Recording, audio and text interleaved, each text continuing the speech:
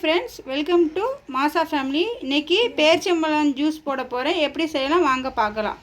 அதில் கொஞ்சம் தண்ணி ஊற்றி ஊற வச்சுக்கலாம். ஒரு 10 நிமிஷம் ஊறிட்டு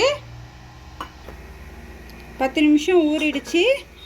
நான் 25 பேரிச்சம்பழம் எடுத்திருக்கேன். இப்போ அதை உள்ளே சேர்த்துடலாம். சேர்த்தாச்சு. நான் 2 செவ்வாழை பழம் எடுத்திருக்கேன்.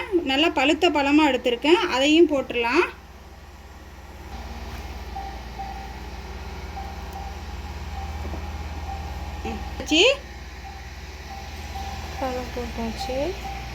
பேரிச்சம்பழத்தில் ஆல்ரெடி இனிப்பு இருக்கும். நான் 1 டீஸ்பூன் தேன் சேர்த்துக்கிறேன். தேன் இருக்கிறவங்க தேன் சேர்த்துக்கலாம், இல்லைன்னா நாட்டு சக்கரை சேர்த்துக்கலாம். அது நம்ம விருப்பம்.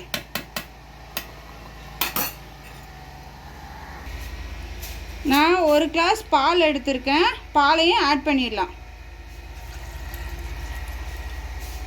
இப்போ அரைச்சிட்டு வந்துடலாம். அரைச்சிட்டு வந்தாச்சு. இப்போ கிளாஸில் ஊற்றிக்கலாம்.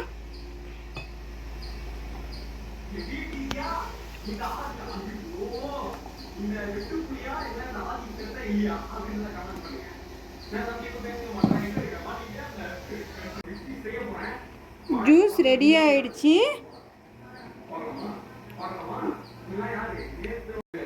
பேரிச்சம்பழம் ஜூஸ் ரெடி ஆயிடுச்சு. இது பசங்களுக்கு ரொம்ப சத்து உள்ளதும் கூட. ஹீமோக்ளோபின் லெவல் கம்மியாக இருந்தது. இது குடித்தா ஹீமோக்ளோபின் லெவல் ஏறும். பெரியவங்களுக்கு ரொம்ப நல்லது. கால் வலி, முட்டு வலி எல்லாத்துக்குமே ரொம்ப நல்லது. தேங்க்யூ. லைக் பண்ணுங்கள், ஷேர் பண்ணுங்கள், சப்ஸ்கிரைப் பண்ணுங்கள். தேங்க்யூ.